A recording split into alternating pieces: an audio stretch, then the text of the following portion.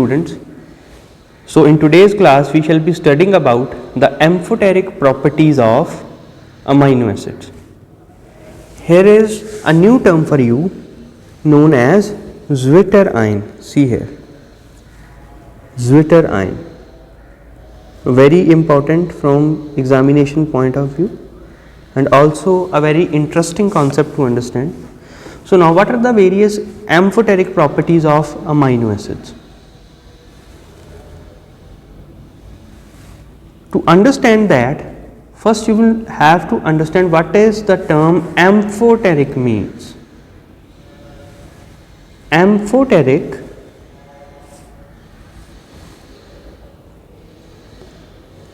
means that is a compound which is especially a metal oxide or an hydroxide and able to react both as a base and as an acid.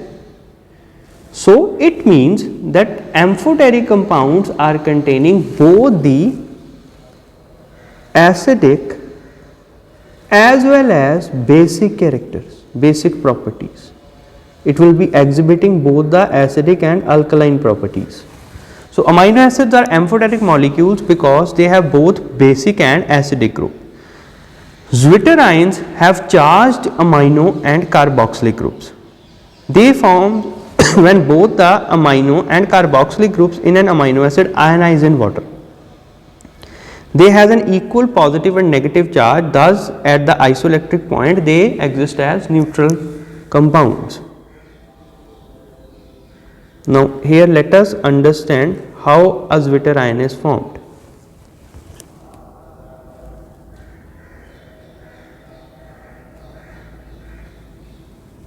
Just draw the structure of zwitterion, an amino acid. For example, let us take glycine. See here glycine. In an unionized form, there are no net positive or negative charges. But in case of a zwitterion or a charge, there is a positive charge on amino group and a negative charge on carboxylic group. Now how these are formed? Let us draw the structure of glycine.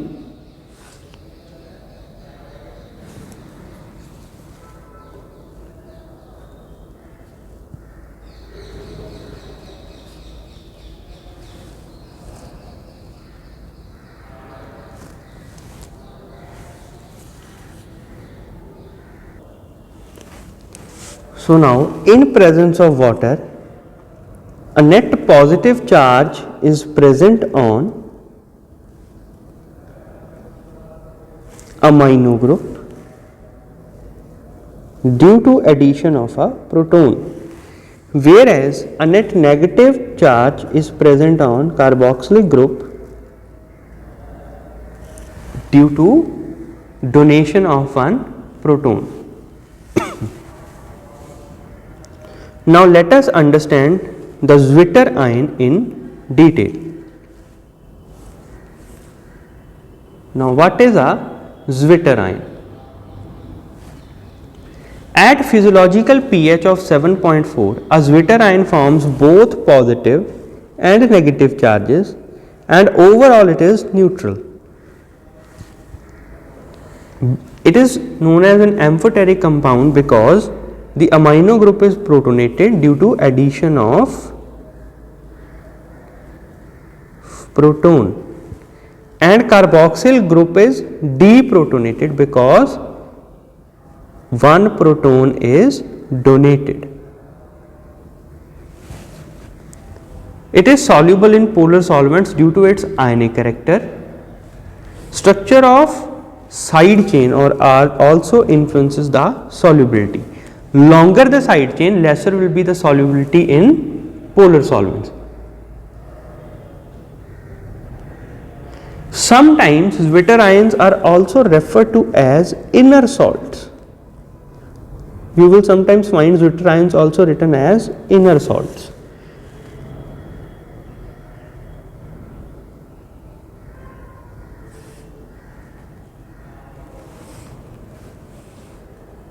So here in the structure you can easily see this is the non-ionic form and this is the Zwitter ionic form, which are having ionic forces of interaction. It is having ionic forces of interaction.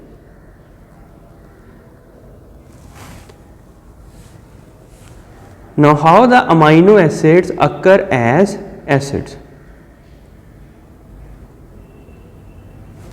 See here, in the solution more basic than the isoelectric pH, the amino group in the amino acids donates a proton. So, just see here, in presence of an alkaline pH, a proton is donated from the amino group and thus results in the formation of net negative ion in which negative charge is present on carboxylic group. Let us draw it once again.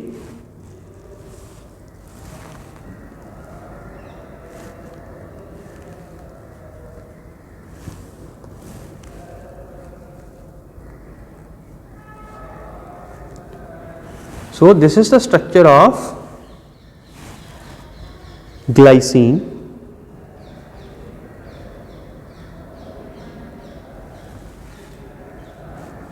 This is the structure of glycine. Now, in presence of alkaline pH, a proton is donated from the amino end that results in formation of a net negative ion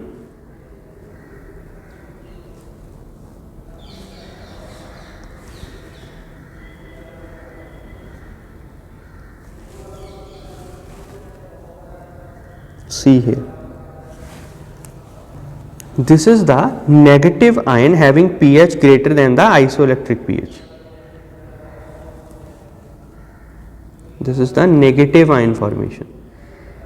Now, what will happen if it is amino acid is dissolved in a solution of lower pH, in which pH is less than the isoelectric pH? The amino acid will occur as a base. Just see here, in acidic pH, it loses its negative charge due to addition of proton, but a net positive charge remains on amino end, thus letting the formation of a basic amino acid. Now, let us once again understand the concept. Draw the structure of glycine here.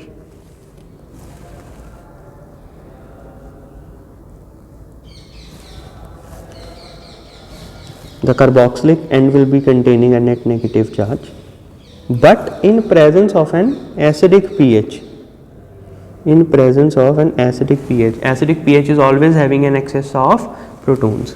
This will be donated on this site, thus leading to the formation of a basic compound having a net positive charge.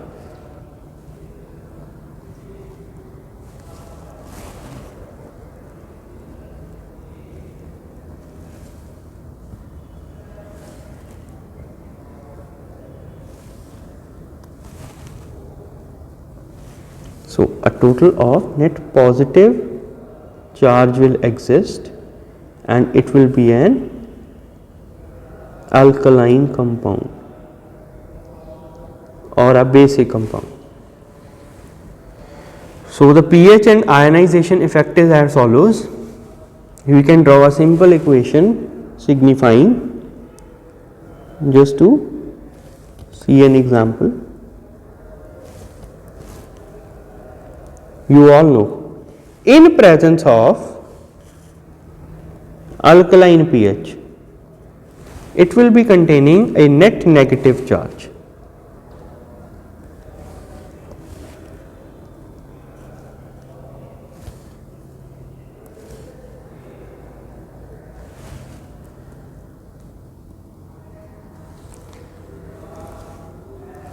But in presence of an acidic pH solution, it will be showing a net positive charge on the amino end.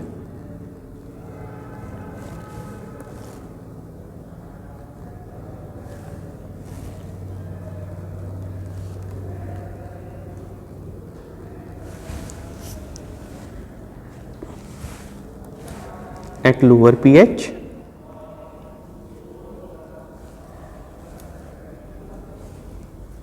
and this is at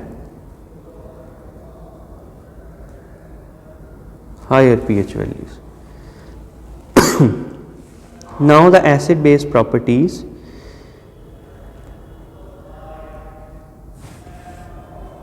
How to calculate the pH on the basis of isoelectric point. The pH value at the isoelectric point can be calculated from the equilibrium constants. The general formula for this is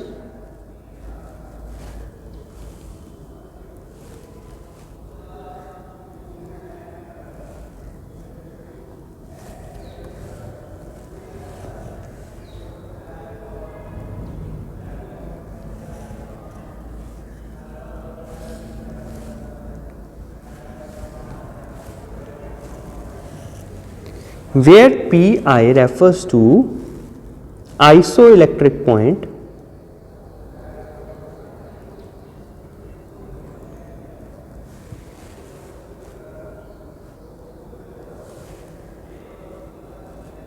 Ka1 is the equilibrium constant of acid.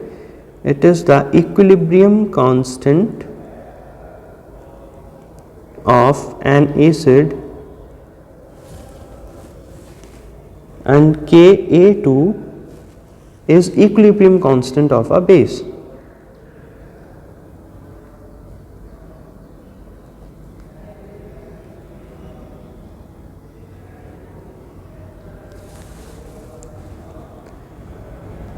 So students, this was all regarding zwitterine, acid base properties of amino acids.